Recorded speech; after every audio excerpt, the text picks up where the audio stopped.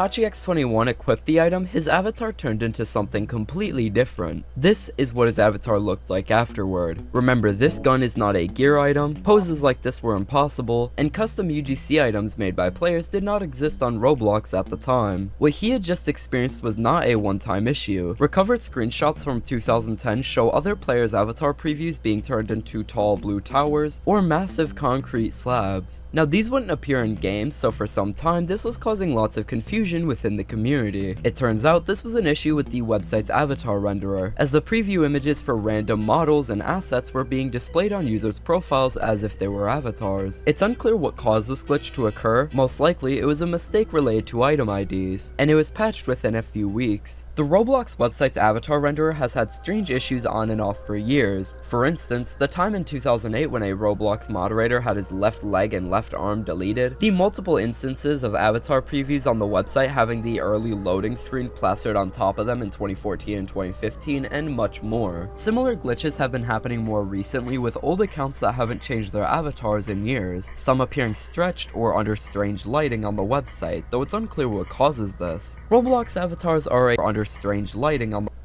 accounts that haven't changed their avatars in years, some appearing stretched or under strange lighting on the website, though it's unclear what causes this. Roblox avatars are a tricky thing, as by giving hundreds of millions of players the ability to customize a character to their liking and express themselves in any way possible, you are opening the door for all those people to try their best to break the system as much as they can. The last time I made a video like this was nearly 3 years ago, and with new features and changes such as the advent of public UGC for anyone with an ID verified account and a couple dollars to spend every month on a premium membership, a lot has changed since then. These are the times the Roblox community broke the limits of Roblox avatars. At the start of 2024, Roblox made uploading UGC accessories public to anyone with a premium membership and ID verification on their account. As a result, this opened the floodgates for a multitude of game-wrecking items. Possibly the most interesting example was the lag machine items that were going around in July and August of 2024, that if worn in-game, could be used to lag out players around the user wearing it. All of these items have been taken down to my knowledge, and all that's left of these items are a handful of recordings of my friend and I going into hangout games with large active servers filled with players, and watching as the devices of every other player in the server lag out so hard that their player's movement starts to become slow and choppy on the server end. assista a série produzida por Molly. Encontrando poder na leveza. Clique no link. E se eu não quiser? Novo Nativo Spa Rosas Secretas.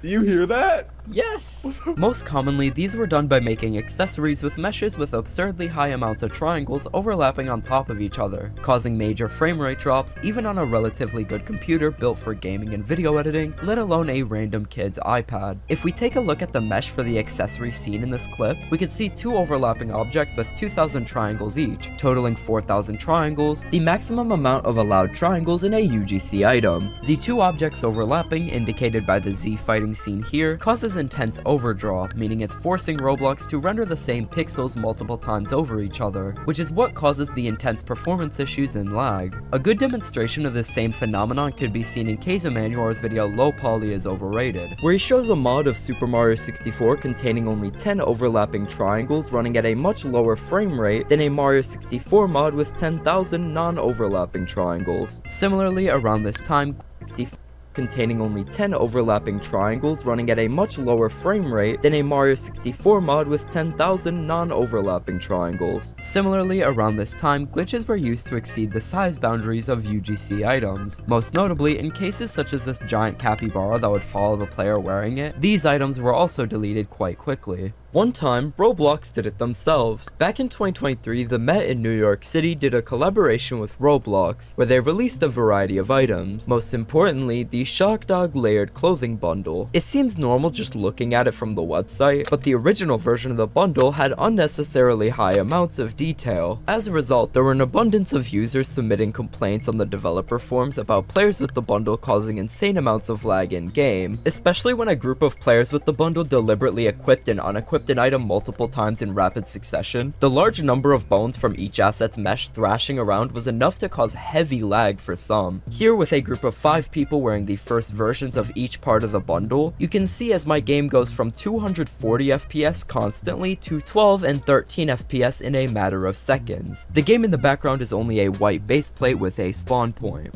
Eventually, Roblox took notice of the issue and updated the meshes for each part of the bundle. The bundle was released in August 2023, and some of the items' meshes were updated as recently as November 2024, now far smoother than before with less unnecessary detail. It seems like a lot of the items uploaded for this collaboration were a complete disaster on Roblox's end, the worst offender of which being the Met Arch hat. This is how it originally fit on a player if worn in R6 mode. Although these accessories were eventually fixed, I'm surprised Roblox didn't at least look over or vet these items before they were published. In early 2022, a glitch that allowed players to make massive avatars using random combinations of layered clothing was rapidly spreading through YouTubers and developers' reports on the dev forums. By this time, layered clothing had only been out to the public for a couple of months, and it was still buggy. This glitch was performed by wearing combinations of arms and legs from random bundles, mixed with layered clothing items, particularly those that cover multiple parts of the body. This would increase the scale of the layered clothing somehow, causing insane visual glitches in game. This glitch was usually severely obstructive in games, and it often caused a visual effect similar to flashing lights when the player performing the glitch moved. Some months later in June 2022, developers discovered more glitches with layered clothing, more specifically wearing specific jackets that covered the entire body and wearing a different item on top of it, which allowed players to become almost entirely invisible. Paired with the head from the Headless Horseman package, you could basically become entirely invisible in any game that supported layered clothing. Some items made specifically to abuse the glitch have since been removed from the catalog, but as far as I know, this glitch may have not been fully patched as of this video's filming. I'm unsure what causes it, but there are still accounts from as recent as 2 months ago that have avatars affected by this bug, though it's worth noting that this specific instance of the glitch can no longer be replicated in game. When hats were initially released in May 2007, Roblox only allowed players to wear one hat at a time. This was a major factor in the simplicity of very early Roblox avatars. At different points around early 2008, multiple users had discovered that they could wear 2 hats at once by clicking them both quickly enough on the old avatar customization page. Most notably, the developer Ice128, who used to wear the ice crown and fedora on top of each other before wearing multiple hats, was a supported feature. Temporarily, however, this glitch was believed to have been patched after Roblox updated their avatar customization page. Very quickly though, users on the forums discovered that this glitch could still be pulled off by quickly pressing both equip buttons on 2 tabs of the same web page, usually on different browsers. After people caught wind of this, the glitch rapidly spread throughout the second half of 2009, and it got to the point that Roblox users were starting to develop programs meant to help you pull off the glitch easier. Some of them allowed you to wear up to 4 hats, 12 hats, and supposedly even 16 hats. These programs would give you input boxes to paste the JavaScript command from the equip buttons for every item into, and then run all of them at once. They were spread online through Mediafire links and were incredibly dodgy. Eventually, in June 2010, Roblox implemented wearing 3 hats at once as a supported and allowed feature. It's surprising how late they implemented the feature considering users had been asking for this for years. The glitch died down after this, but it's rather interesting that people were abusing the glitch to wear up to 12 hats, or even 16 hats at once, which isn't officially supported, though practically, it's understandable why that's not a supported feature. Some accounts never had their avatars reset, leading to accounts like this that haven't been touched in 14 years and are still wearing 6 hats at once. On top of the glitches Roblox users were using in the late 2000s to wear tons of hats at once, developer Maximum ADHD previously wore 4 hats on his avatar at once around 2014 and 2015, through a glitch that was eventually patched around May 2016. His missing bow tie was replaced by a shirt before the avatar was changed completely. Thank you for watching. If you enjoyed, do things you do after finishing a video you enjoyed, and I'll see you in the next one.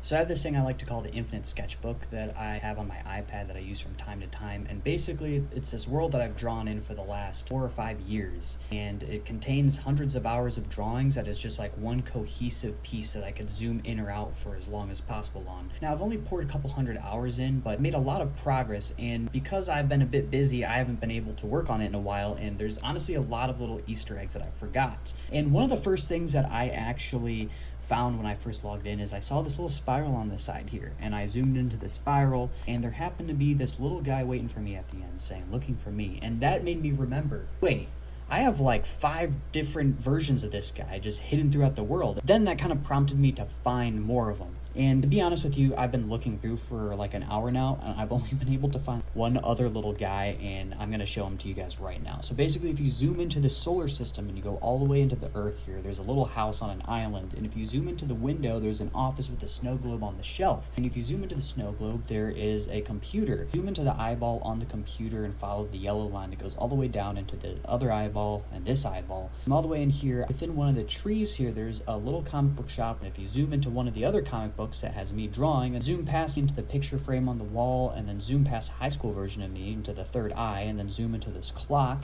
and there's me again, this time older with longer hair. But you zoom into the forehead of that guy, you are left with this image, and this is one of the first digital drawings that I did. And if you go into this little spiral that's off to the side here, and you zoom in there you have it. You have another little guy that's welcoming you to the end. So I have this thing I like to call the Infinite Sketchbook that I have on my iPad that I use from time to time, and basically it's this world that I've drawn in for the last...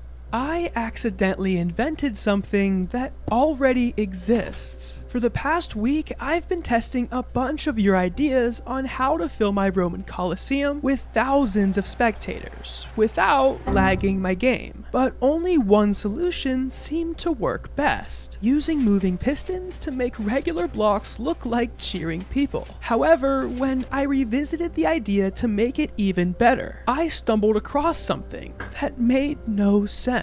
Normally, a piston can only activate if it gets a direct redstone signal or power from a block that's right next to it. But in this case, a piston ignored all of the rules entirely and fired anyway. despite the block that was powering it being just out of range. To be honest, my mind was completely blown, as I had momentarily just invented Bluetooth redstone. But no matter how hard I tried, I couldn't make it happen again. So after hours of pure frustration, I started tearing up my Coliseum seats block by block, because at this point I was fully convinced I'd never be able to replicate it. But at literally the last second, just as I broke the final block that was anywhere near this contraption, the piston fired again. And it was in that moment that everything clicked. It had nothing to do with the power block or even the piston itself. It was actually the blocks next to it. Basically, I had accidentally found a way to extend a redstone signal through the air to a piston, just by breaking a block that's touching it. However, after doing some further research, I had found out that it's already been discovered and is called quasi-connectivity. I accidentally invented something that already exists. For the past week, I've been testing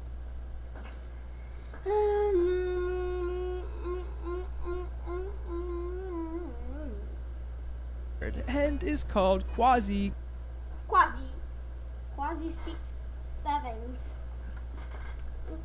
Bora jogar Minecraft de terror? Bora, né, rapaziada? Já lá ele. Bora jogar Minecraft de terror.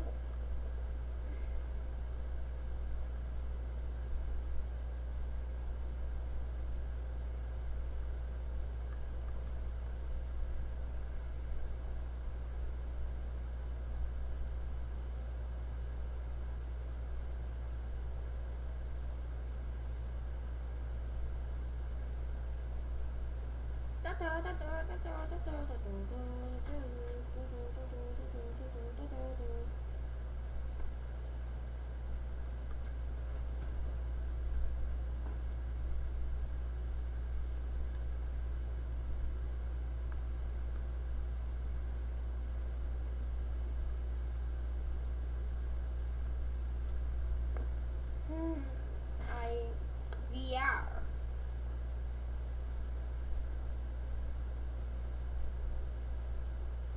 Eu quero jogar VR. Connectivity. I accidentally invented something that already exists. For the past week, I've been testing.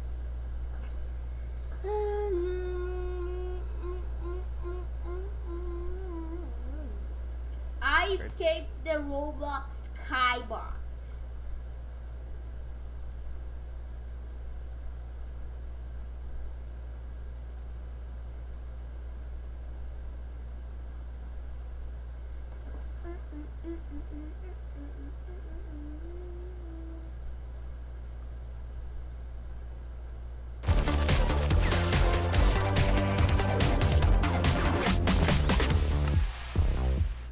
Credibilidade. Na hora de investir, você precisa saber com quem quer contar.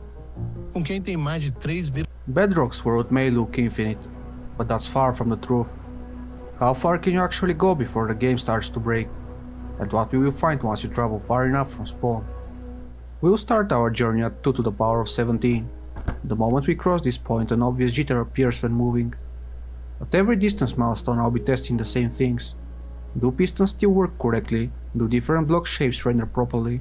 Can you fly normally with an elytra, and how do entities behave? At this point, everything still functions perfectly fine. You can play the game as if nothing is wrong, just with a slight movement jitter. I will be using the new vibrant visuals, as this doesn't make any difference, and with the new deferred renderer there are even more things that will break later. We'll be teleporting to every power of 2, so next up is 2 to the power of 18. The moment we pass this point, movement jitter becomes much more noticeable. You can still walk around normally, but the snapping is no longer subtle. Theoretically, past this point you can very rarely fall through the world, but during my testing I couldn't reproduce it. So if you've seen this happen, let me know in the comments. All block models still render correctly, as you can see with the piston.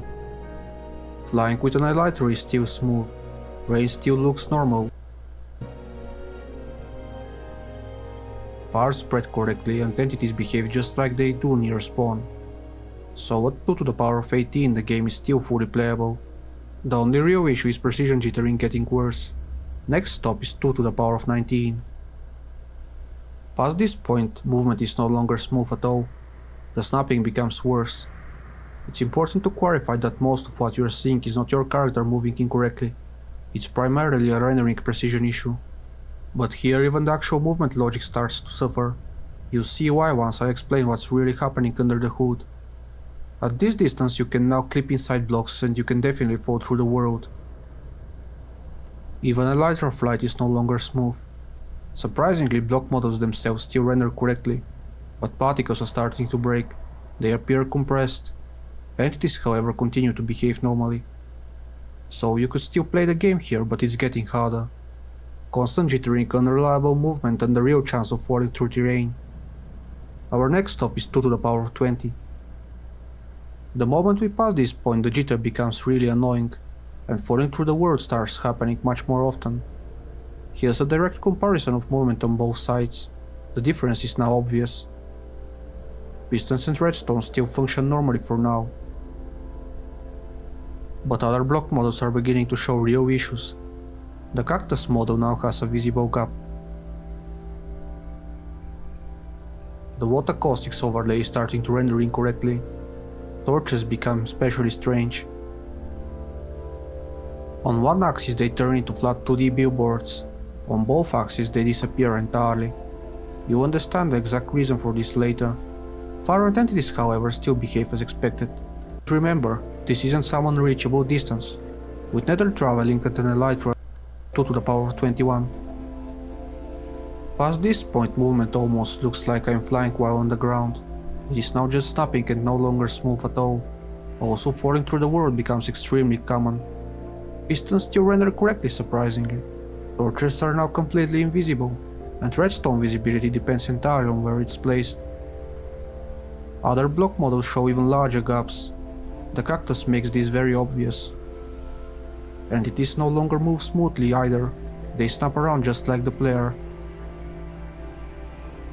The water caustics overlay is now clearly broken, and even flying with the elytra feels jittery. You could still play the game here in theory, but honestly it feels awful just to move around. And another game-breaking limitation appears. You can no longer swim normally. Movement in water only works if you're being pushed by a current, or if you keep jumping constantly. TNT, however, still behaves perfectly fine.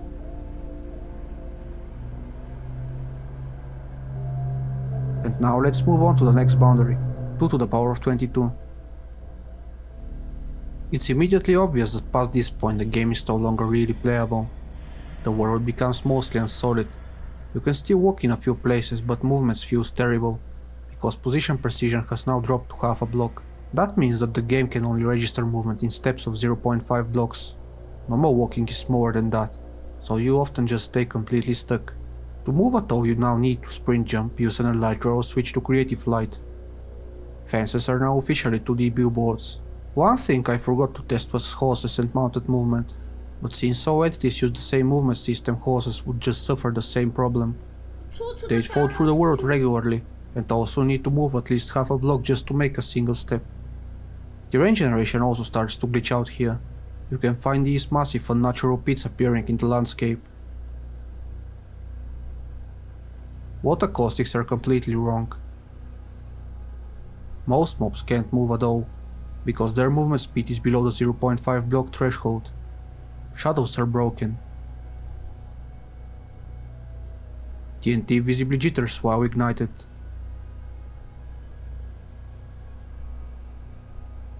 Surprisingly, pistons still render perfectly fine. At least the elytra flight is still usable. Overall, you definitely cannot play the game past this point. Even if you manage to take a step, you fall through the world constantly, and most mechanics are already broken. But let's push this even further and go to 2 to the power of 23. Here you can no longer fly in creative unless you're sprinting, and even then movement is extremely clunky. At this distance you can only move if the game registers at least one whole block of movement in a single tick. Anything smaller simply gets rounded away. The world is now completely unsolid. every other distance-related glitch becomes even worse. Particles collapse into a single vertical column. Pistons are now finally broken.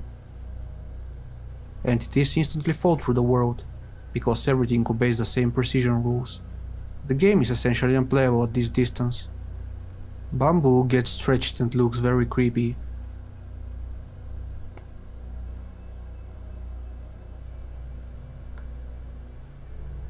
Princípio. Hidratação corporal dermatológica. O Amazon 4/4 tá aí, hein? Ofertas incríveis, milhões em cupons.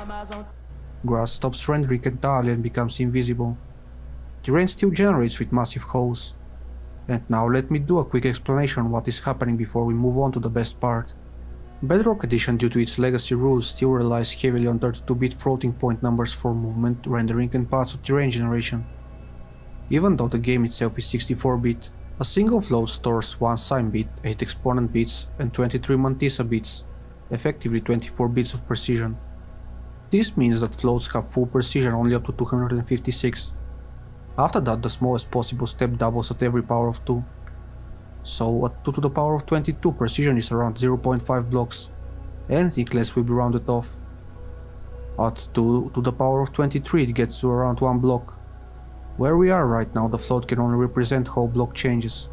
So unless you move an entire block in one tick, the game thinks you didn't move at all. Every time we cross another power of 2, we lose half the precision again. We start at around 0.015 block accuracy, and now we are already at 1 block. Rendering still mostly works because vertices 0 and 1 can still be represented, but that won't last much longer. With the explanation out of the way, let's go to 2 to the power of 24. This is the point where the famous stripe lines begin. At this distance, a float can only represent movement in steps of at least 2 blocks, so every other coordinate gets rounded away, and that means every second block simply doesn't render. When only one axis crosses the limit, you can see vertical stripes. When both axes overflow, it turns into a full checkerboard pattern. From a gameplay perspective, you can't play the game any longer. You can still move with an elytra, but only if a firework pushes you at least 2 blocks in a single tick. Otherwise, the game ignores movement entirely. Anything that does render is visibly stretched and warped near the stripes. TNT no longer works because entities instantly fall through the world. Even placing a torch is a challenge since block placement itself is unreliable. Rain, however, still renders perfectly. That's likely because it's drawn relative to the camera, which is exactly the technique you would use to actually fix the stripe lines. Without external tools, this is effectively the last visible breakpoint. The next power of 2 is 33,554,432 blocks, and that number should sound familiar. It's the same as the packed coordinate limit in Java Edition. Feel free to check out the video I made on Java Edition. The main difference is that Java uses 64-bit doubles, so these precision issues never appear in normal gameplay. Bedrock, however, uses 32-bit floats, so the breakdown happens extremely close to spawn. I even modified the motif dev clan to use 64-bit world generation, and the behavior was identical. The stripe lines do appear in Java Edition, just a lot further away, because doubles lose precision in the same way, only much later. In Bedrock you can teleport up to 30 million blocks, but the relative teleporting beyond that fails. Nether portals can push you to about 32 million, probably a leftover limit from early Bedrock code. To reach the real boundary at 33.5 million, you'd need to fly manually with an elytra for another 1.5 million blocks, which would take hours. So instead I will use a world editor to set my position directly. Fortunately this works, and here we are at the final limit, 2 to the power of 25.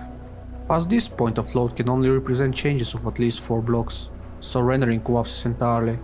On one axis the terrain turns into flat 2D billboards, on both axes nothing renders at all.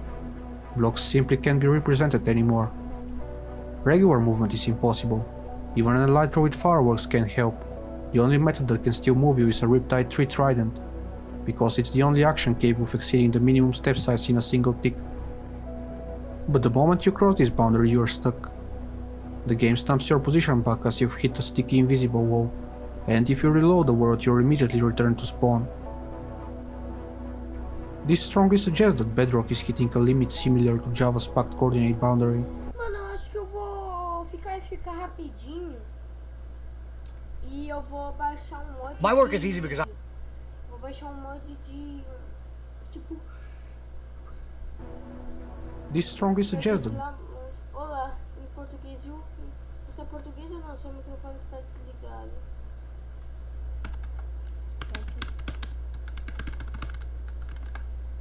Não, que tô vendo vídeo.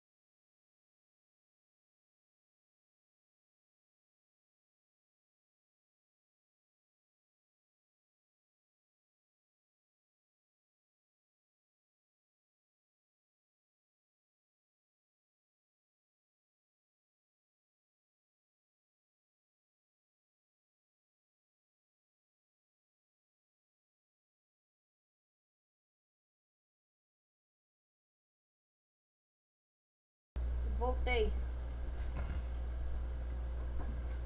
Voltei, galera. Então, eu vou baixar...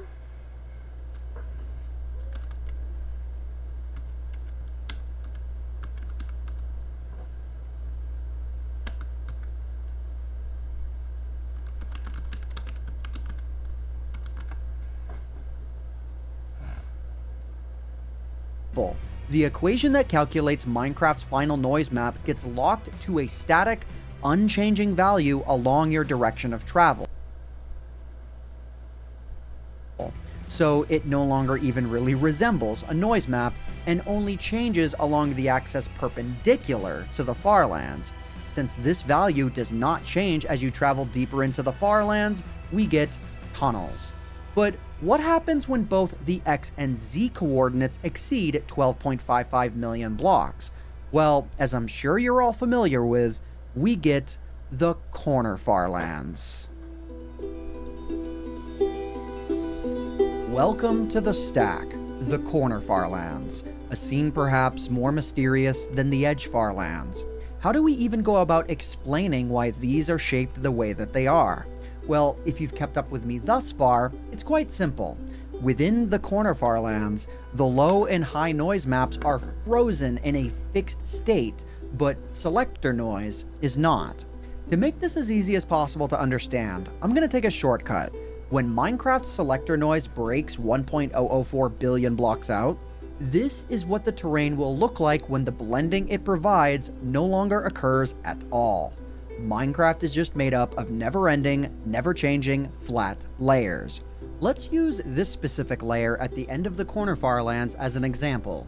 To my left, the layer is just never-ending and flat, and to my right, that very same layer is still there, but it's all broken up, and that's solely because of selector noise. Whenever a distinct layer drops down or cuts off, whether it be like this or with plateau-like hills, that is selector noise doing its thing, and that is why the stack takes on the shape that it does. Imagine criar aplicativo com a sua assinatura, só com o poder da imaginação. Conheça In order to move on with this Farlands iceberg, we need to back up. Remember before how I mentioned that Minecraft's selector noise breaks at 1.004 billion blocks? Welcome to the Fartherlands, the next tier of this iceberg. Just as the low and high noise breaking causes the Farlands, the next noise map to break in this chain of insanity is the selector noise, meaning the low and high noise can no longer be blended together at all anymore. But why 1 billion blocks out? Well, just as those two increased at a frequency of 171.103 per block, selector noise only increases by 2.138 per block. So, here we are. The Fartherlands are the last unique set that we can witness within the boundaries of a Minecraft world, or at least, that's what they want you to think. Minecraft in its unmodified form has 2 world gen limitations that we need to break in order to go further down this iceberg. The first is the height and depth limit. Long story short, Minecraft world chunks for versions 1.2 through 1.17 are 16 by 16 by 256 blocks, and are horizontally stitched together as the world generates. This works just fine for the limitations that we just covered, but what about the limitations that occur vertically? 256 blocks of height is just not gonna cut it anymore. Thankfully, there exists a mod that changes Minecraft's world chunks to generate instead as 16 block cubes, and allows for them to be stitched together both horizontally and now vertically, without limitation. While Minecraft's low and high noise break at 12.55 million blocks horizontally, they break at double that distance vertically, making way for the Sky Farlands and the Void Farlands. This is where the Farlands iceberg begins to lose sunlight. One key item to note is that the entrance to these Farlands are not visibly stretched like they are for the Edge Farlands. The reason for that lies in where these Farlands occur. They are at double the distance from their horizontal counterparts, meaning that the low and high noise scale at half the frequency vertically, meaning the Edge Farlands stretch vertically, but these ones do not. If your brain isn't as fried as mine was researching this video, then you may have already realized that if we can have a Far and Fartherlands, that means we also have to have vertical variations for both of those as well. Here's some more food for thought. What happens if you're in the Corner Farlands and you move vertically all the way through the Void Farlands and into the Void Fartherlands? Well, you would be in the Corner Far Void Fartherlands. I don't know how else to describe it, but I do know how to show it. This tesseract looking thing is a 3D outline representation of the entire Farlands stack. The inner glowstone portion is meant to represent Minecraft's normal terrain. When we enter this green bit, that's me representing the Edge Farlands. If I go up a layer, Edge Sky Farlands. One more up, Edge Far Sky Fartherlands. Okay, this is getting out of hand. What do you mean there are 2 sets of Farlands beyond this? The Farther and Farthest Lands?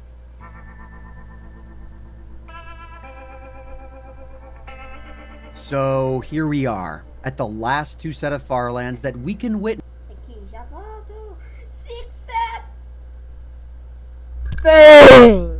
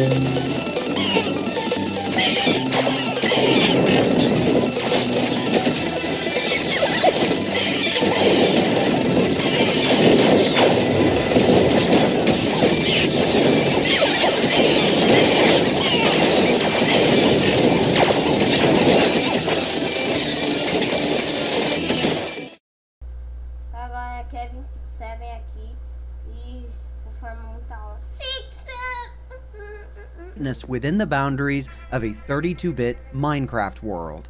In order to actually get to them, we're going to have to use 1.12's customized world features because these farlands actually appear so far away that they are multiple quadrillions of blocks away, which is far beyond what our 2.147 billion limit is.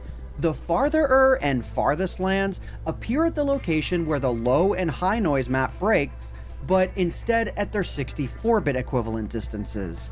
If we take the highest 64-bit number and divide it by the highest 32-bit number, and then multiply that by where the far and farther lands are, that is where the farther and farthest lands will respectively appear. Whether or not these farlands would be noticeable in-game if you could even travel to those coordinates without mods is a matter of debate, and unfortunately, it's difficult for me to really even explain what's going on here. That's where this whole discussion kind of falls apart, and also changes in scope. If I wanted to continue from this point on, I would need to use a pretty game-changing mod that allows for us to travel beyond Minecraft's 32-bit limit and into the 64-bit range of coordinates. But I have a personal reservation with that for this video. This mod really is game-changing. It radically alters Minecraft's code so much to even allow for world generation out that far. Opening up that Pandora's box and diving into all of those limitations would honestly have to be its own video. For now, given that we've hit our theoretical limit for the time being, let's take yet another dive into the bowels of insanity and check out a bunch of Farlands variations that I haven't really given the spotlight to all that much up to this point. If you've enjoyed this video, Assista a série produzida. Ai.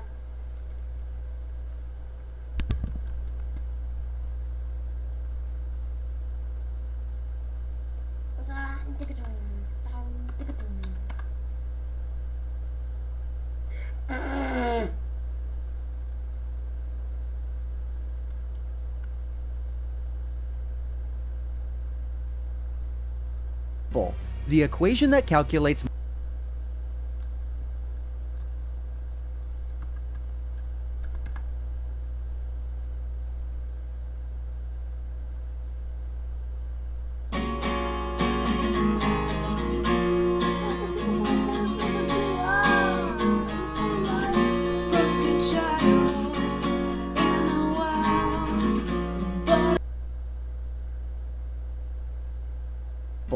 the equation that calculates Minecraft's final noise map gets lost.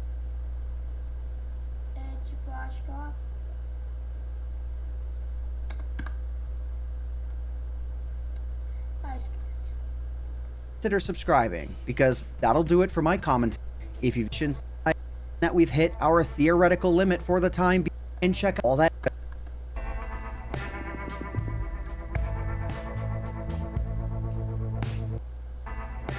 And I bid you all farewell. Thanks so much for watching.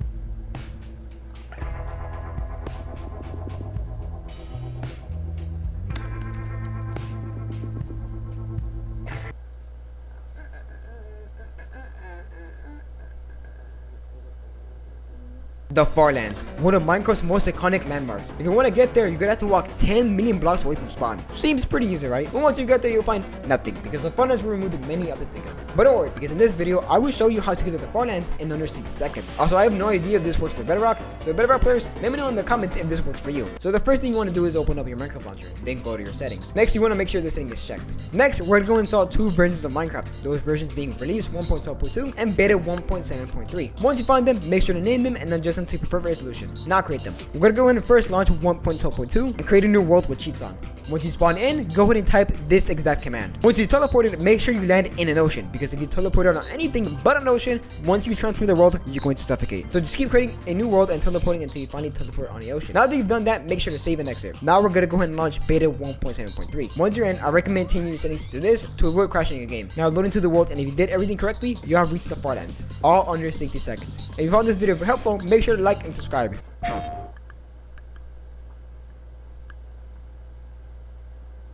This is the Farlands, and nothing even comes close to how truly interesting it really is. Watching people traveling to these large structures themselves, digging down into covering its entire history, and seeing Minecraft fall apart in ways I could never imagine. But there is something these Farland videos never actually showed you, despite everyone thinking it's where the Minecraft world ends. When I came across this image, it told me a completely different story, showing a location beyond the edge of the Farlands that I had to discover. However, this wasn't about to be easy. I started searching through Tumblr posts, GitHub threads, Reddit posts, Minecraft forum pages from 2016, and even scrolling through YouTube comment sections. I sent emails, joined a couple Discord servers, and yet the image still remained a complete mystery. So I had no choice. It was time for me to explore the Farlands for myself. And by looking at my image, it seemed like the floating blocks were located in a corner, a Farland corner. So to better understand what I mean by this, here's a graph of what the Java Farlands look like, and here's where I believe this weird structure took place. So great, I would hop in game, run alongside the Farlands edge until I hit a corner, and that's where my structure would be, right? Well, I couldn't have been more wrong. In fact, once I reached the Farlands corner, it looked nothing like the image. Perhaps I was looking at things wrong. Maybe the weird structure I was looking for wasn't of a corner after all. Although there was one simple question to answer. Was this image actually a real Farland form, or some sort of modded version? I knew just the right person to call.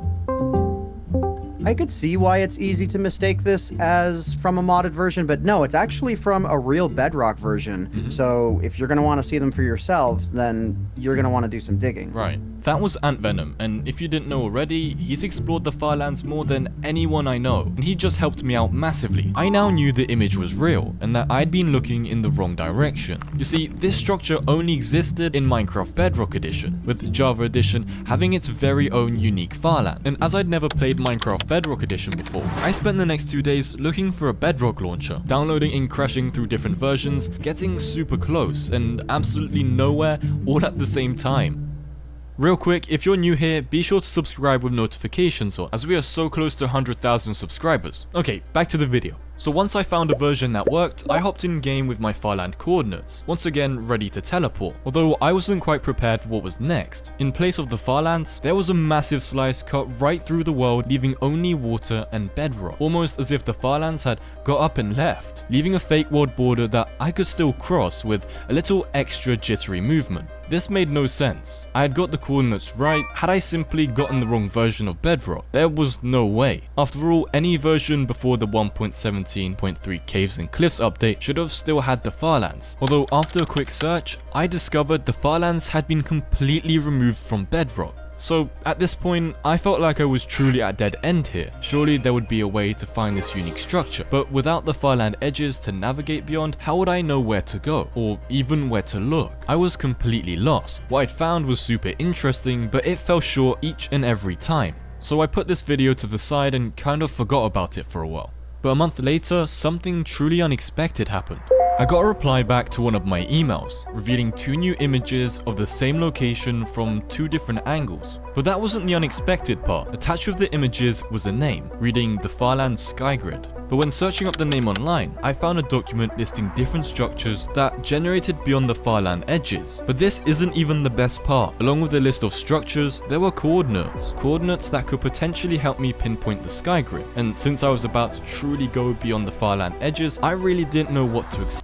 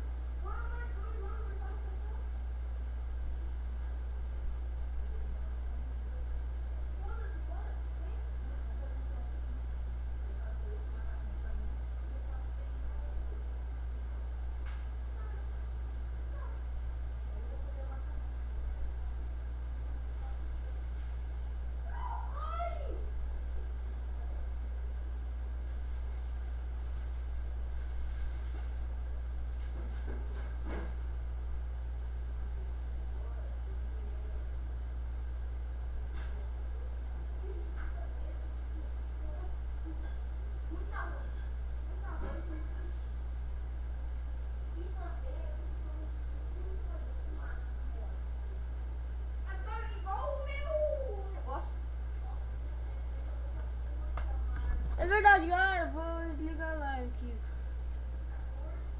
Hey. Oi.